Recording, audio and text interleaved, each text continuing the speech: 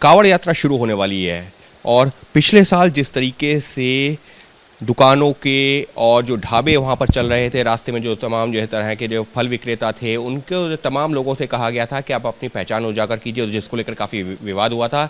इस बार भी जब कांवड़ यात्रा शुरू होने वाली है, उससे पहले ही पहचान अभियान चलाया जा रहा है, पता चल सके कि किसकी कौन सी दुकान है। और उसी कड़ी में जो तस्वीरें सामने आई हैं, ऐसी भी सामने आई हैं जहां पर जबरन लोगों से जो पूछा जा रहा है और ऐसी भी जानकारी सामने आई है कि लोगों की पैंट उतरवा कर के तक चेक किया जा रहा है। अजय आलोक जी बीजेपी प्रवक्ता हमारे साथ में। अजय जी, पिछले साल भी हमने देखा था कि जब कांवड़ यात्रा जो चल रही थी तो उस दौरान भी काफ़ी विवाद भी हुआ था कि आप धर्म पूछ करके क्यों लोगों से कह रहे हैं कि ये दुकान पर अपना नाम लगाइए, ये कौन सा तरीका है?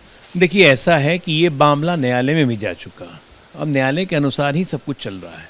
भाई, आपको पहचान छुपाने की जरूरत क्या है? अब विवाद के लिए आप विवाद खड़ा करना चाहते हैं, पहचान बताओ, अपनी दुकान लगाओ।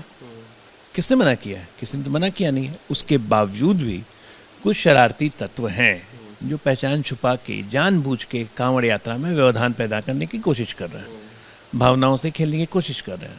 किसी न किसी तरह से अप्रिय घटना उत्तर प्रदेश में हो जाए, ये पूरा देश का विपक्ष चाहता है। हम ऐसा नहीं होने देंगे। इसलिए पुलिस प्रशासन अपना काम सख्ती से करेगा।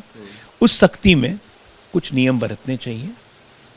मैं बिल्कुल मानता हूं कि कोई अमानवीय हरकत नहीं होनी चाहिए, लेकिन कानून का पालन सख्ती से होगा और मामला न्यायालय में है, कोई ना भूले। और विवाद भड़काने के लिए विवाद खड़ा करने की जरूरत नहीं है। जब पिछले साल भी इस तरीके के जब मामले सामने आए थे तो बहुत सारे जो है संगठन भी सामने आए थे कि सालों से कांवड़ यात्रा निकलती रही, तब जब विवाद नहीं हुआ, तो अब जो है क्यों नाम पूछा जा रहा है, नाम कहा जा रहा है कि दुकानों पे ढाबों पे नाम लगाया जाए, कौन ओनर है, कौन काम करने वाला। सालों से मजबूरी में खून का घूंट पी के गौ मांस काटने वाले, गौ मांस खाने वाले, गौ मांस भी खिला देते थे कांवड़ियों को, अंडा भी खिला देते कांवड़ियों को, और डर के मारे कोई कुछ बोलता नहीं था, क्योंकि पुलिस प्रशासन उन्हीं गौ भक्षकों के साथ रहती थी। व्यवस्था बदली है, लोगों को आदत डालनी चाहिए। तो आप ये कह रहे हैं कि इस बार भी कांवड़ यात्रा के दौरान उस रूट पर जो तमाम जो ढाबे हैं, दुकानें हैं, सबको अपनी पहचान उजागर करनी चाहिए, लोगों को, कांवड़ी को पता चले। पहचान उजागर करनी पड़ेगी, बिल्कुल उजागर करनी पड़ेगी। कि आप हिंदू हैं, आप मुसलमान हैं, आप क्रिश्चियन हैं, आप सिख हैं, आप बौद्ध हैं, जैन हैं, सबको अपनी पहचान उजागर करना पड़ेगी। और कांवड़ियों को जिनके यहाँ खाना है उन्हीं के यहाँ खाएंगे, जिनके यहाँ पीना है उन्हीं के यहाँ पिएंगे। ये कांवड़ियों की भी इच्छा का सम्मान होना चाहिए। आप हैं बौद्ध, आप हैं क्रिश्चियन, आप हैं मुस्लिम, बन जाइएगा हिंदू। कांवड़ियों को खाना खिलाइएगा कि हम बड़ा सात्विक ढंग से चल रहे हैं। क्या जरूरत है भाई? सनातन को मानते नहीं हो, सात्विक हो नहीं, तो करने की जरूरत क्या है तुमको? पर भी ऐसी जानकारी सामने आई है कि जब पहचान पूछी तो उन्होंने कुछ और बताई, और जब आधार कार्ड देखा तो कुछ और नाम निकला। इस तरीके की भाई, दो आधार कार्ड बना के लोग रख रहे हैं।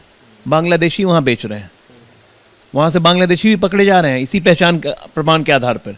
कल ही उत्तर प्रदेश पुलिस ने कम से कम 21 बांग्लादेशियों को पकड़ लिया है। एक एक लोगों के पास दो आधार कार्ड निकल रहे हैं। कैसे बन रहा है ये सब? 7 साल से तो हम लोग हैं, उसके पहले कहाँ आधार कार्ड कब बना हो पता है? 2002-2003 का आधार कार्ड बना हुआ है। कहाँ से बन गया? किसने बनवाया? अब क्या 2002-03 वालों को पकड़े जाके हम लोग? तो एक व्यवस्था बन गई है, व्यवस्था का पालन करिए, और व्यवस्था तो अब इस देश में बनेगी। यानी साफ तौर पर अजय आलोक का यही कहना है कि ये जो अमानवीय हरकत नहीं होनी चाहिए, लेकिन पहचान सामने आनी चाहिए और उस पर किसी को एतराज़ भी नहीं होना चाहिए, क्योंकि ये आस्था का भी सवाल है। सहयोगी कैमरा पर्सन राजेंद्र सिंह के साथ अंकित गुप्ता, एबीपी न्यूज़, दिल्ली।